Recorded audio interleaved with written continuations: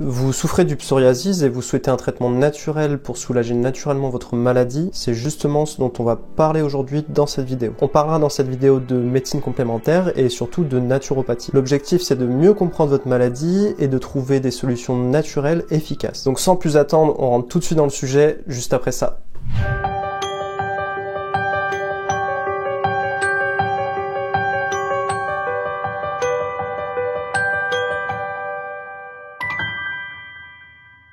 Le psoriasis est une maladie inflammatoire, chronique et auto-immune de la peau. Ouais, ça fait beaucoup. Chronique puisqu'en fait c'est une affection de longue durée qui dure plus de 6 mois, qui évolue lentement et qui n'a pas tendance à la guérison. Donc inflammatoire puisqu'il y a de l'inflammation qui vient créer en fait des papules érythémateuses, c'est-à-dire des gros boutons rouges, mais aussi des plaques de squames. Des squames qui sont en fait des bouts de peau morte. Et puis en dernier lieu auto-immune puisqu'en fait les cellules immunitaires de l'organisme vont se retourner contre les propres cellules de notre corps. Alors ces lésions en fait elles se révèlent souvent prurigineuses, c'est-à-dire qu'elles démangent. Elle touche généralement le cuir chevelu, la zone d'extension des coudes, mais aussi les genoux, le sacrum ou encore les ongles. Il faut savoir quand même que la maladie peut être plus diffuse et moins localisée. Donc que se passe-t-il concrètement dans le psoriasis ? La cause du psoriasis est encore mal connue. Je vous ai dit par contre qu'il s'agissait d'une maladie auto-immune. Alors comment ça se passe du coup ? Les lymphocytes T, qui sont un type de cellules immunitaires, vont s'attaquer aux kératinocytes, qui sont en fait des cellules de la peau spécialisées dans le renouvellement de celles-ci. Par voie de conséquence, en fait, les kératinocytes vont alors se renouveler plus rapidement. Alors qu'il est normal que les cellules de la peau se renouvellent perpétuellement, les peaux mortes n'ont pas le temps de se détacher de la peau, on dit desquamer, que d'autres cellules mortes viennent en fait se stocker au même endroit. Et s'accumulent à la surface de la peau. Ceci provoque en fait de l'inflammation. Mais alors vous allez me dire pourquoi en fait le système immunitaire s'attaque à ses propres cellules, s'attaque aux cellules de la peau. Ce qui nous amène aux causes du psoriasis. Il y a plusieurs facteurs qui sont mis en cause par la science. Il y a tout d'abord le facteur génétique. Il y a en fait plusieurs gènes qui ont été associés au psoriasis. Cela signifie que lorsque l'on dispose de ces gènes, on a en fait une prédisposition au psoriasis, c'est-à-dire qu'on est plus enclin de l'avoir. Cela ne signifie pas par contre que l'on est obligé d'avoir la maladie, que c'est une fatalité et que l'on ne peut rien faire. En fait, ce que nous dit également la science, c'est que c'est les facteurs environnementaux qui vont faire que la maladie se déclenche ou non. C'est ces facteurs environnementaux qui vont perturber l'expression génétique, ce qui va engendrer en fait une réaction du système immunitaire qui va s'attaquer aux cellules de la peau, qui elles-mêmes vont se renouveler plus vite et donc provoquer les symptômes du psoriasis. Notez bien que j'ai parlé de perturbation génétique et non en fait de mutation génétique ou de tout type d'altération des gènes. Les gènes en fait restent intacts, c'est juste que l'expression génétique ne se fait pas normalement. Pour revenir aux facteurs environnementaux, de quels facteurs on parle ? On parle tout d'abord des infections, mais aussi de certaines lésions qui peuvent provoquer le psoriasis. Il y a aussi les coups de soleil et également certains médicaments. C'est le cas pour les bêta-bloqueurs, le lithium ou encore la chloroquine. Pour ces facteurs environnementaux, vous comprenez bien que l'on ne peut pas grand-chose. Ou en tout cas, tout ça est du ressort de la médecine conventionnelle. Ce que l'on peut faire par contre, c'est agir sur d'autres facteurs environnementaux qui sont également en cause dans la perturbation de l'expression génétique, mais également les facteurs comportementaux qui vont amener des déchets dans l'organisme et également perturber l'expression génétique des cellules en général. Donc pour agir contre la racine du psoriasis, on va essayer d'éviter les comportements néfastes, mais aussi d'amener des comportements positifs bénéfiques. Suivez donc les 6 conseils qui vont suivre pour lutter efficacement contre le psoriasis. Le tout premier conseil que je peux vous donner serait de revoir votre alimentation. Vous avez sûrement entendu récemment, mais on parle beaucoup du microbiote intestinal. En fait, ce microbiote dépend directement de la nature de notre alimentation, que ce soit en qualité ou en quantité. Ce que l'on note beaucoup chez les personnes atteintes de psoriasis, c'est qu'elles ont une dysbiose intestinale, c'est-à-dire que leur microbiote intestinal est déséquilibré. Ceci provoque de l'inflammation au niveau du tube digestif. Une inflammation située au niveau du tube digestif peut amener une inflammation générale à l'organisme. Pour rappel, l'inflammation est en fait une réaction du système immunitaire. Et c'est pas ce qu'on veut, parce qu'en fait, le psoriasis, comme on l'a vu, est une maladie auto-immune, donc qui engendre une surréaction du système immunitaire, et on cherche justement à le temporiser. Le point fondamental, en fait, quand on veut éviter l'inflammation du système digestif, c'est de manger, de consommer une alimentation dite physiologique, c'est-à-dire une alimentation qui est adaptée à notre tube digestif. Nous avons en fait besoin d'avoir des outils qui sont les enzymes digestives et qui permettent de casser les aliments pour que le corps puisse absorber les petites parties, les petits nutriments de l'alimentation. En fait, si on ne consomme pas une alimentation physiologique, si par exemple on mange une alimentation de type occidental, c'est-à-dire une alimentation fortement transformée, eh ben on ne dispose pas des enzymes digestives pour casser normalement les aliments et on va provoquer tout un tas de troubles, notamment l'inflammation du tube digestif. Donc l'idée en fait c'est d'amener des produits bruts, locaux et biologiques. Vous l'aurez compris, bruts déjà pour que le corps puisse digérer normalement les aliments et qu'il n'y ait pas de problème au niveau du système digestif. Biologique pour éviter tous les polluants qui peuvent également provoquer de l'inflammation au niveau du tube digestif, mais également local. Là c'est pour la qualité de l'aliment, pour la qualité nutritionnelle. Donc même si ces 3 points forment la base pour une alimentation anti-inflammatoire, il faut savoir qu'il y a d'autres éléments à connaître. La liste est exhaustive, c'est pourquoi je vous conseille de consulter un naturopathe pour qu'il puisse vraiment vous donner l'ensemble des données qui vous permettront justement d'éviter cette inflammation et d'éviter le psoriasis, mais je vais vous donner tout de même quelques points à connaître pour éviter cette inflammation. Alors donc un point important, il faut savoir qu'une alimentation déséquilibrée, donc de type occidental, va provoquer au-delà de l'inflammation une prise de poids. Cette prise de poids favorise en fait l'inflammation systémique, l'inflammation de l'ensemble de l'organisme dont je vous parlais tout à l'heure. Un chiffre est important, sachez que 50% des personnes qui ont du psoriasis sont soit en surpoids, voire en obésité. Perdre du poids permet en fait de baisser le niveau global de l'inflammation, inflammation qui, je vous le rappelle, est une réaction du système immunitaire et on cherche justement à calmer celui-ci. Au-delà de ça, les études montrent que perdre du poids permet d'augmenter l'efficacité des traitements de la médecine conventionnelle. On arrive maintenant au deuxième conseil pour lutter contre le psoriasis. Il s'agit de favoriser l'élimination des déchets de l'organisme.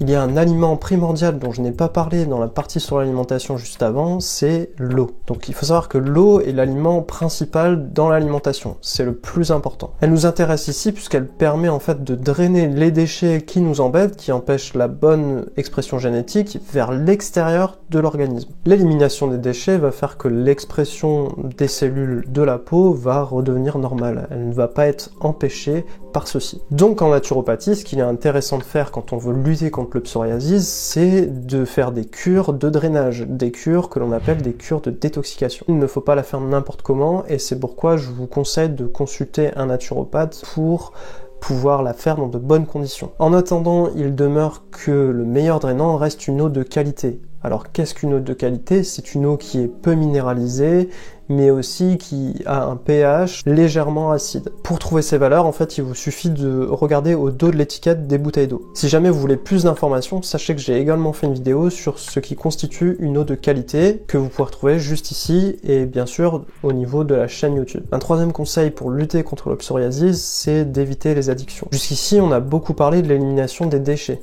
Eh bien, il faut savoir que c'est bien de les éliminer, mais c'est mieux encore de ne pas les amener dans l'organisme. Fumer, par exemple, amène beaucoup de polluants. La nicotine et ses déchets entraînent ce qu'on appelle un stress oxydatif qui va en fait accélérer le processus d'inflammation. C'est le cas également pour l'alcool qui va générer la synthèse de ce qu'on appelle des cytokines, donc en fait des molécules qui provoquent l'inflammation. Encore une fois, on veut éviter l'inflammation puisque c'est une réaction du système immunitaire que l'on cherche à contrôler. Sachez également que le café est composé de beaucoup de molécules toxiques et que ces molécules traversent l'organisme et provoquent stress oxydatif et inflammation. Quatrième conseil également très important, c'est d'apprendre à gérer son stress. Il est scientifiquement prouvé que le stress provoque de l'inflammation systémique, c'est-à-dire à l'ensemble de l'organisme. Il a été montré qu'il pouvait provoquer l'apparition du psoriasis, mais également l'exacerbation des symptômes. Pour gérer son stress, je suis sûr que vous avez entendu parler de beaucoup de techniques différentes. La méditation, par exemple, permet de baisser le niveau d'activité mentale, et notamment le flou mental qui provoque le stress. L'hypnose est également intéressante et il a été prouvé chez les personnes qui ont un psoriasis léger ou modéré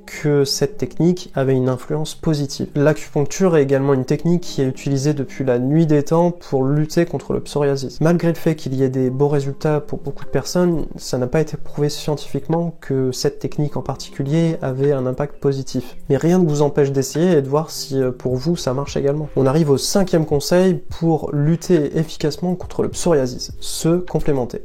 Alors, encore une fois, je ne vais pas être original, mais pourquoi se complémenter? Eh bien, c'est pour lutter contre l'inflammation systémique, l'inflammation de l'ensemble de l'organisme. Donc l'idée, c'est tout d'abord d'amener de la vitamine D3. Il faut savoir que 90% des Français sont carencés en cette vitamine. Pourquoi cette vitamine? Eh bien, parce qu'elle intervient dans beaucoup de réactions du système immunitaire. Des études montrent que chez 80% des personnes qui se complémentent et qui sont atteints de psoriasis, il y a des améliorations notables. Attention toutefois, ne pas surdoser de cette vitamine. L'idée, c'est de prendre à peu près 2000 UI par jour. Qu'est-ce que l'on va amener comme autre complémentation? C'est les oméga 3. Et les oméga 3 sous forme EPA, DHA permettent en fait de baisser le niveau d'inflammation. Il a été démontré dans une méta-analyse, c'est-à-dire une analyse qui reprend plusieurs analyses, que en fait cette complémentation permettait d'avoir un effet bénéfique sur le psoriasis. Alors du coup, je ne refais pas le dessin de pourquoi une baisse de l'inflammation permet une baisse des symptômes du psoriasis. Il faut également savoir que dans les pays où on consomme le plus d'oméga 3, à savoir dans les pays d'Afrique de l'Ouest, une plus faible proportion des habitants est atteinte de psoriasis. Cette complémentation peut également favoriser la réponse aux médicaments de la médecine conventionnelle. La curcumine a également un autre complément alimentaire qui peut être intéressant. Alors pourquoi la curcumine? Eh bien parce qu'en fait elle permet de baisser le niveau d'inflammation et surtout de baisser l'activité des lymphocytes T auxiliaires, c'est-à-dire des cellules du système immunitaire qui, si vous voulez, sont les chefs d'orchestre et qui engendrent une activité auto-immune. Pour mieux assimiler cette curcumine, il faut idéalement amener de la piperine, donc qui est en fait le principe actif du poivre. Pour complémenter tous les conseils que je viens de vous donner en hygiène de vie, mais aussi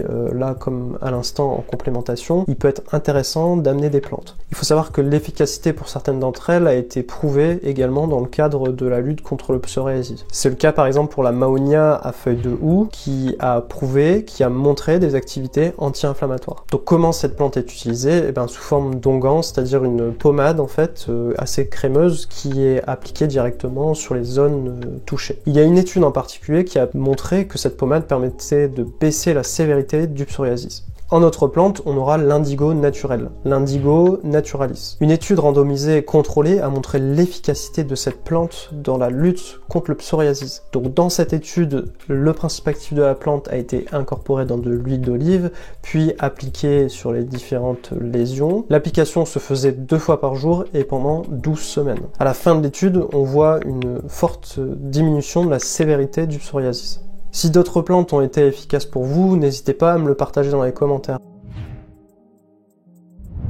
Donc pour faire un résumé de la vidéo, on a vu que le psoriasis était une maladie chronique, inflammatoire et également auto-immune. On a vu que même si des gènes étaient impliqués dans le psoriasis, le déclenchement de la maladie en fait dépend totalement des facteurs environnementaux et comportementaux. Et c'est pour cela qu'il est intéressant d'agir sur les gènes de vie. On a vu pour cela quelle alimentation était la plus adaptée, donc une alimentation à base d'aliments bruts, locaux, mais également biologiques. On évitera, pour éviter l'inflammation du système digestif, d'amener des aliments transformés. Cette même alimentation permettra également une perte de poids qui, on l'a vu, permet de baisser le niveau global de l'inflammation et donc de lutter contre le psoriasis. En deuxième conseil, on a vu qu'il était important de favoriser l'élimination des déchets de l'organisme, et ce, en fait, pour éviter la désorganisation du système immunitaire et l'inflammation et le psoriasis. En troisième point, on a vu qu'il fallait éviter, voire supprimer les addictions. Les addictions, je vous le rappelle, amènent beaucoup de déchets dans l'organisme et c'est justement ce que l'on veut éviter. Il ne suffit pas de vouloir éliminer les déchets, il faut aussi penser à ne pas les amener. En quatrième point, on a vu qu'il était important de gérer le stress. Pourquoi gérer le stress? Pour éviter en fait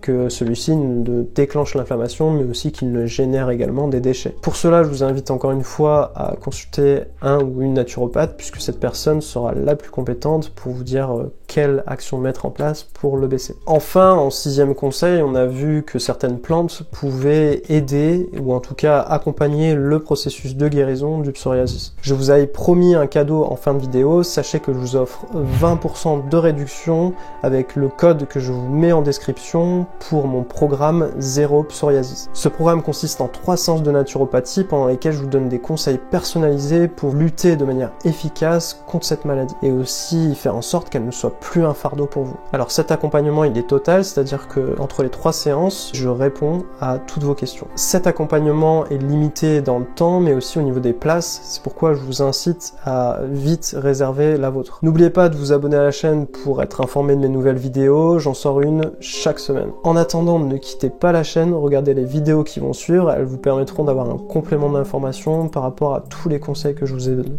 Allez, à tout de suite pour la prochaine vidéo. Je vous laisse consulter ma vidéo spécifique sur l'alimentation qui vous permettra de mieux comprendre comment l'alimentation occidentale est fondamentalement pro-inflammatoire.